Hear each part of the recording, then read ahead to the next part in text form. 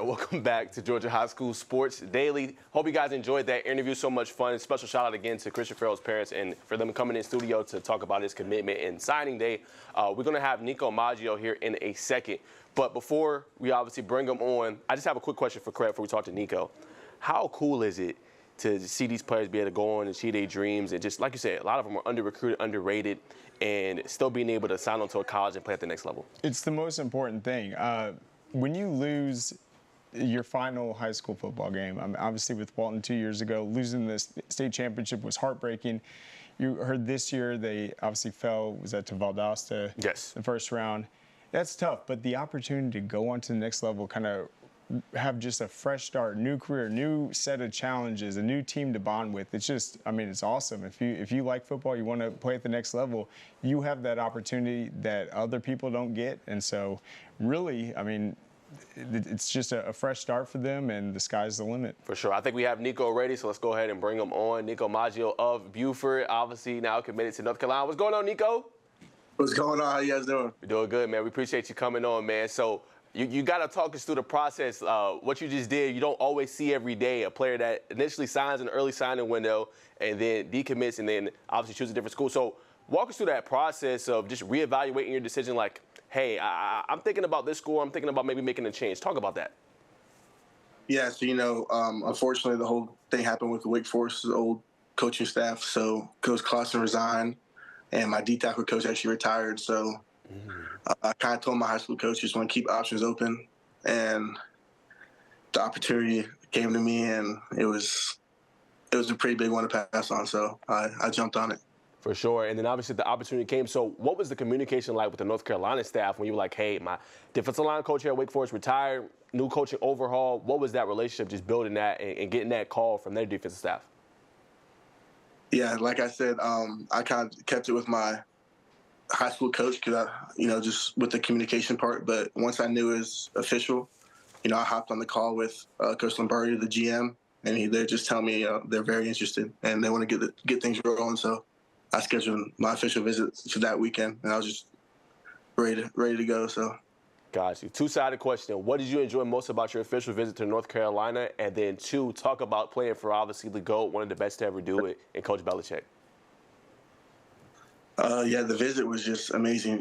They're obviously all brand new still. They're still getting people there. It's just exciting to see all the NFL guys, all the pro experience, and just the development that's just waiting to happen. And I just can't wait to learn and every day and just take in all the knowledge. Yeah, and Nick, Nicco, it's so exciting to be going in during kind of this year one. It's such a intriguing destination. You see Coach Belichick, what he's trying to build there. How excited are you to be there for the start of what UNC is trying to do? I mean, just it's hard to put in words.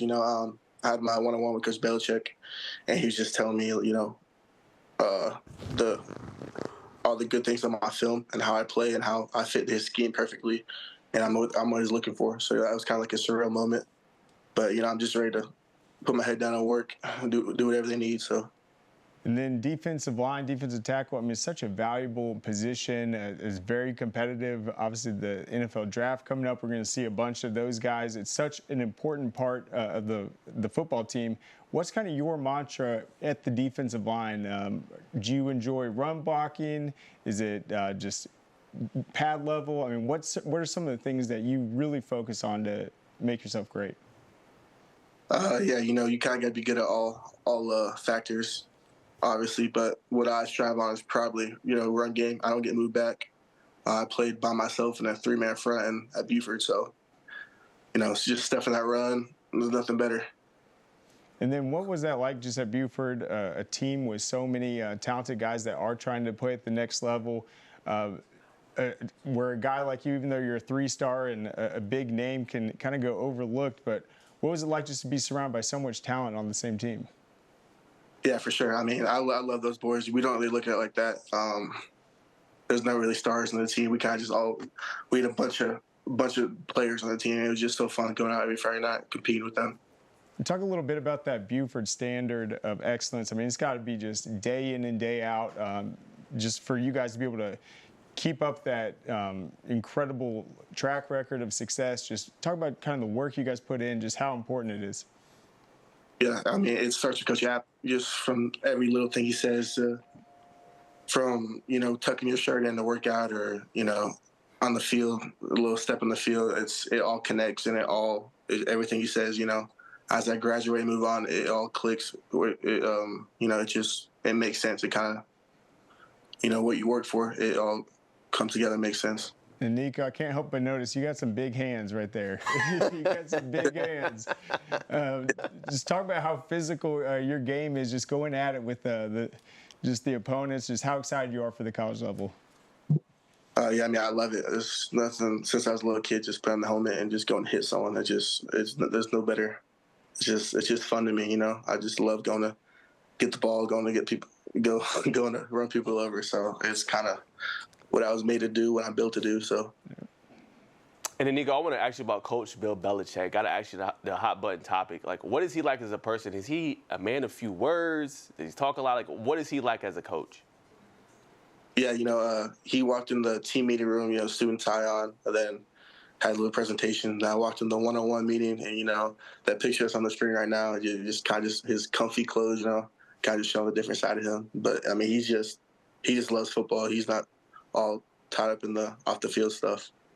100%. And obviously, Craig asked you about just the Buford standard and everything like that. I just want you to revisit that just a little bit. You talked about how Coach App is kind of that leader for everything you guys do. But we've talked to him several times on the show, and the big thing he always points out is everybody knows their role. Whether you're a star, you're coming over, whatever it is, you have to define that role and know your role and don't try to play above that role. So talk about that element of everyone buying into one common goal in order to put forward what you guys can on the field every year.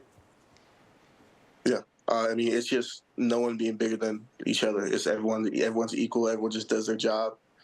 If you have guys that are selfish, then one guy can mess it up for the other 10. So, it's very just discipline and just worrying about your job for your teammates, not only for yourself. For sure. And that's all the time we got for today, Nicco. We appreciate you coming on, talking about your journey. Congratulations on your commitment to North Carolina, and good luck the rest of the way. Can't wait to follow your college journey. Yes, sir. I appreciate you guys for having me. Yes, sir. Anytime. All right, guys. Coming up right after the break, we will have on the Athletic Academy and their co-founders talk a little bit about what they're doing here, not only in the state of Georgia, but all across the state, all across the United States. So don't go anywhere. Come right back on the Peachtree Sports Network.